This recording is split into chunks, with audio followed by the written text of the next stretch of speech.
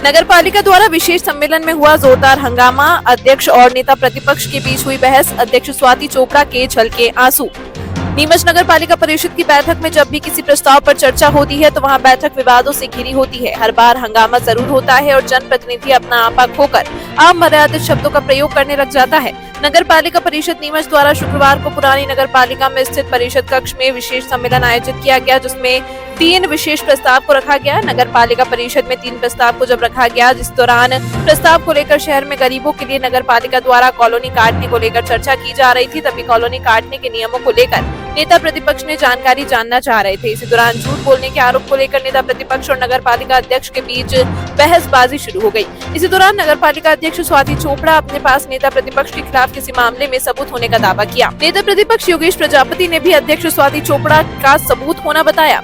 इसके बाद आरोप प्रत्यारोप का दौर चला और नगर पालिका अध्यक्ष पर नेता प्रतिपक्ष ने झूठ होने व भू माफिया के आरोप लगाए जाने के बाद नगर पालिका अध्यक्ष स्वाति चोपड़ा के आंसू छलक उठे। नेता प्रतिपक्ष ने बताया कि उसके साथ भाजपा के पार्षदों ने धक्का मुक्की कर गुंडागर्दी की है। उन्होंने बताया कि वह हार्ट अटैक के मरीज होने के साथ ही मानसिक प्रताड़ना के शिकार हुए हैं। हालांकि नगर पालिका परिषद के विशेष सम्मेलन में तीनों प्रस्ताव को पास किया गया है। वहीं नीमच नगर पालिका परिषद के विकास कार्यों को लेकर जनता जानती है कि शहर में अब तक कितना विकास हुआ है। वहीं शहर की जनता अपने आप को ठगा हुआ महसूस कर रही है कि हमने जिन जनप्रतिनिधियों को जिताकर नगर पालिका भेजा ताकि शहर का व वार्ड का विकास हो, वह तो विवादों से बाहर ही नहीं निकल पा रहे। शहर में विकास की गति कैसी है, यह किसी से छिपी नहीं है। देखिए, आज 3 प्रस्ताव थे। कॉलोनी भी जो हम लाना चाह रहे हैं आवासीय और व्यावसायिक भूखंड भी है।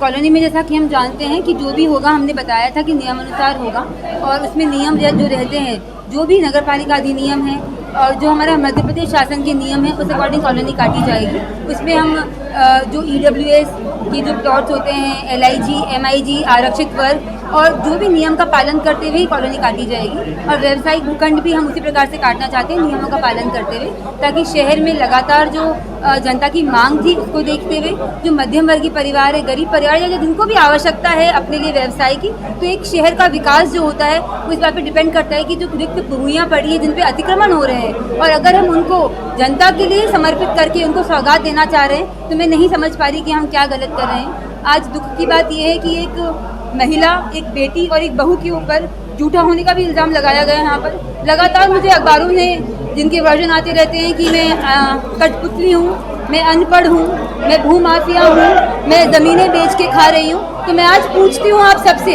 कि 2 साल के मेरे कार्यकाल में अगर एक भी इंच ज़मीन मुझे कोई बता दे कि मैंने कुछ ली हो या 1 रुपया भी किसी से लिया हो, अगर मेरे खिलाफ कोई भी एक बात प्रूव कर दे तो मैं पद से इस्तीफा दे दूंगी। मैं सच्चे मन से शहर के काम करने आई थी। भगवान की कृपा से मेरे पास ना कोई कमी है और सबसे बढ़िया बात होती है आपका ईमान धर्म। मैं ईमान और धर्म में बहुत अमीर हूँ। मेरे पास इतना ईमान है और इतना धर्म है कि उस ज्ञान के आगे मैं कभी भी गलत जीवन में ना करूँगी, ना किसी को करने दूंगी। पर अगर लगातार मेरे परिवार पे ये लांछन लगाए जा रहे हैं, एक बहू पे, एक बेटी पे, किस बात, मेरी गलती क्या है? मैं आप सबसे पूछती हूँ कि मेरी गलती क्या है। मुझे अगर अपनी गलती पता होगी तो शायद मैं उसमें अपने आप को सुधार पाऊंगी। मैंने अपनी पूरी कोशिश लगातार 2 साल से कर रही हूँ कि शहर अच्छा चले। हर चीज़ को करने के लिए एक प्रक्रिया का पालन करना होता है। हम परिषद में भी आज इसी को लेकर आए। बिना नियम के हमने कोई कार्य नहीं किया, ना हम करेंगे। तो आप ये बताइए कि क्या पूरा शहर तमाशा देख रहा है और पूरे शहर में कोई ये बोलने वाला नहीं है कि एक बेटी पे, एक बहू पे, मैं भी किसी की बेटी हूँ, क्यों उल्टे सीधे इल्जाम लगाए जा रहे हैं? मेरी गलती बताइए, मैंने क्या गलत किया है? और अगर कोई ऐसे बोल रहा है, ऐसे कोई छाप रहा है, ऐसे कोई लिख रहा है, तो क्या पूरा शहर मौन धारण कर लेगा? क्या मैं अकेले पे लड़ाई लड़ूंगी? ये शहर मेरा नहीं, क्या मैं इस शहर की बेटी नहीं?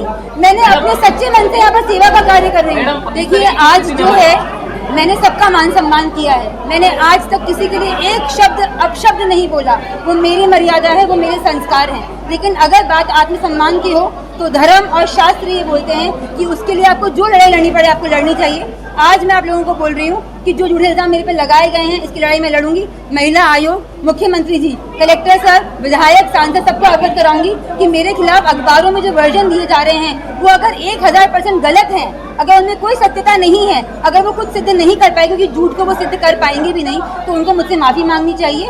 और अगर ऐसा कुछ वो कर रहे हैं तो उनको अयोग्य तो है पार्षद, सिद्ध किया जाना चाहिए। तेरे समाचार गलत है तो न्यायालय की शरण क्यों नहीं लेते? अभी बहस के दौरान नेता प्रतिपक्ष ने एक ऑडियो का जिक्र करा कि आपके पति द्वारा उन्हें धमकाया जा रहा है, इसकी सत्यता क्या, इसको लेकर क्या? अगर वो ऐसा कोई ऑडियो मुझे बताते हैं, क्योंकि मेरी बात समझिए आप, मेरी बात यहाँ पर मेरी हो रही है, मैं अध्यक्ष पद पे हूँ। अगर आप बोलेंगे कि आपके भाई के द्वारा, आपके पिता ससुर जी के द्वारा या आपके पति के द्वारा किसी से कुछ बात की गई है, उन्होंने कब कौन सी बात रिकॉर्ड होगी, वो क्या कट पीट करके बता रहे हैं, मुझे नहीं जानकारी है। पर मैं ये जानती हूँ कि मेरे द्वारा जीवन में ना गलत किया गया है, ना मेरे परिवार के द्वारा गलत किया गया है और ना कभी किया जाएगा। मैं एक ऐसे परिवार की बेटी हूँ जो राष्ट्रवादी है। मेरे पापा जो भिलवाड़ा में है, उन्होंने मुझे एक ही बात कही थी कि बेटा तू नगर पालिका अध्यक्ष बनने जा रही है ना, बस सरकार का एक पैसा मत खाना, जीवन में सिर्फ अच्छाई से सच्चाई से काम करना, और मैं अपनी बेटी को राष्ट्र को समर्पित करता हूँ। तो अगर ऐसे परवरिश से मैं आती हूँ और एक बच्ची के लिए, एक लड़की के लिए, एक बेटी के लिए, एक महिला के लिए अगर हम इस हद तक गिर सकते हैं झूठ बोलने में,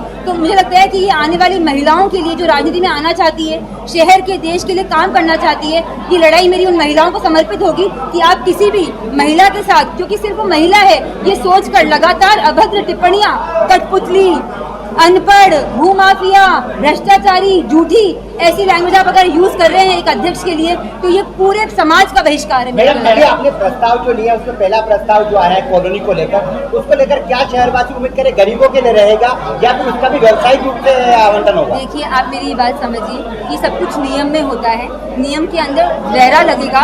रेरा जो एक पूरी बनी हुई ऑर्गेनाइजेशन है, उसमें बहुत सारे नियम होते हैं, उसमें EWS, LIG, MIG सारे और आरक्षित वर्ग सबके लिए प्लॉट करते हैं। टेंडर व्यवस्था है, ओपन टेंडर होते हैं, जो चाहे वो पार्टिसिपेट कर सकता है। ड्राइंग डिजाइन बनने के बाद भी परिषद को अवगत कराया जाएगा। मैं अकेले निर्णय नहीं लेती हूँ, परिषद ही निर्णय लेती है। मैंने उनको इसलिए बोला कि आप जो बातें करते हैं हर बार कि भ्रष्टाचार कर रही हो आप खा जाओगी जमीनें, ये सब नगर पालिका अधिनियम से होता है। तो ये मूर्खतापूर्ण बातें कर रहे हैं, वो झूठे इल्जाम, मूर्खतापूर्ण। अगर वो पार्षद है तो क्या उनको पता नहीं कि नियम से कॉलोनी कटेगी? मेरे नियम नहीं चलेंगे, नगर पालिका अधिनियम, मध्य प्रदेश शासन के नियम से कॉलोनी कटेगी। वो ऐसी बातें करके परिषद को गुमराह करते हैं, जनता को गुमराह करते हैं। तो इतनी जानकारी क्या एक पार्षद को नहीं होनी चाहिए कि कौन से नियमों के तहत कॉलोनी कटने वाली है? साफ सफाई और शहर के कई मुद्दे उठे हैं अभी बैठक के अंदर, साफ सफाई, पट्टानामा को लेकर आपके भाजपा के पार्षद ये आरोप लगा रहे हैं कि परिषद में लोग परेशान है। आपको लगता नहीं बेहतर नेतृत्व नहीं हो पा रहा है, नगर पालिका के अधिकारियों पर आप लगाम नहीं लगा पा रहे? देखिए, मैं अब लगातार हमारी कोशिश रहती है कि सफाई अच्छी रहे। अभी कुछ दिन से सफाई कर्मचारी हड़ताल पे थे, क्योंकि जो शासन का निर्देश आया है विनियमित और नियमितीकरण को लेकर। तो इस प्रकार से जब कोई हड़ताल पे बैठता है तो कुछ व्यवस्थाएं बिगड़ जाती है। हम पूरी कोशिश कर रहे थे, CMO सर ने पूरी कोशिश करके उनको आज वापस वो काम पे लौटे हैं, तो व्यवस्था वापस सुचारू रूप से चलेगी। कर्मचारियों की कमी भी हमारे पास है, अधिकारियों की कमी हमारे पास है। हम सब जानते हैं कि अधिकारी हमारे पास बहुत कम बचे हैं। HO नहीं है, RO नहीं है, सारे लोग रिटायर हो चुके हैं। 170 कर्मचारी रिटायर हो चुके हैं। जब कर्मचारी नहीं है, बजट नहीं है, ऐसे हालातों में भी हम नगर पालिका को चाहते हैं कि सुचारू रूप से चले। हमारी पूरी मेहनत और कोशिश है, तो कृपा करके आप लोग भी सहयोग प्रदान करें। नगर पालिका हम सबकी है। देखिए, वो मैं कलेक्टर साहब को अवगत कराऊंगी। देखो, आज जो मर्यादाएं नगर पालिका अध्यक्ष ने खोई है वो वास्तविकता में निंदनीय है। मेरे द्वारा एक पार्षद बन के दूसरी बार का पार्षद हूँ, मैं विपक्ष का नेता हूँ, मुझे जो है यहाँ पर जनता के लिए सवाल पूछने का अधिकार था। मैं अधिकार के तहत सवाल पूछ रहा था, लेकिन जिस तरह से उन्होंने मेरे साथ बदतमीजी करी और उनके पार्षदों ने झूमा झटकी करी, मेरे सीने में इतना दर्द हो रहा है कि मैं पहले ही हार्ट अटैक का मरीज हूँ। और इसमें अगर कुछ भी होता है तो नगर पालिका अध्यक्ष और उनके भारतीय जनता पार्टी के जो गुंडे पार्षद है जो मेरे साथ हाथापाई कर रहे थे, वो सब जिम्मेदार है। उनको जिम्मेदार माना जाए भविष्य में अगर मेरे साथ कभी भी कुछ हो जाए तो, क्योंकि आज मुझे लग रहा है कि मेरे साथ बहुत बड़ी घटना इन्होंने करी है और मुझे मानसिक रूप से भी दिक्कत है। मैं ये पूछना चाहता हूँ, क्या लोकतंत्र में लोकतंत्र खत्म हो चुका है? मेरा फर्ज था कि मेरे वार्ड की जो कॉलोनी है वो गरीब वर्ग को, मध्यम वर्ग को किस हिसाब से मिलेगी, या वही भूमाफिया लोग इसमें कूद जाएंगे और जो व्यापार करने लग जाएंगे। तो मैंने बोला एक दर फिक्स किया है, उस दर के आधार पे आप लोगों को प्लाट दिए जाए। गरीब वर्ग के लोगों को मिला नहीं है। प्रधानमंत्री आवास योजना आपकी फेल हो चुकी है। ऐसे में हम चाहते थे कि एक दर निश्चित हो और जिसके पास भी भूखंड नहीं है और भूखंड नहीं होने की वजह से उनको प्लाट दिया जाए। ये पूछना मेरा दायित्व था। तो उन्होंने मुझे कहा कि तुम मूर्ख हो, तुम्हें कोई ज्ञान नहीं है और तुम अनपढ़ हो। तो ऐसी भाषा नगर पालिका अध्यक्ष पर बैठ कर उनको नहीं कहना थी।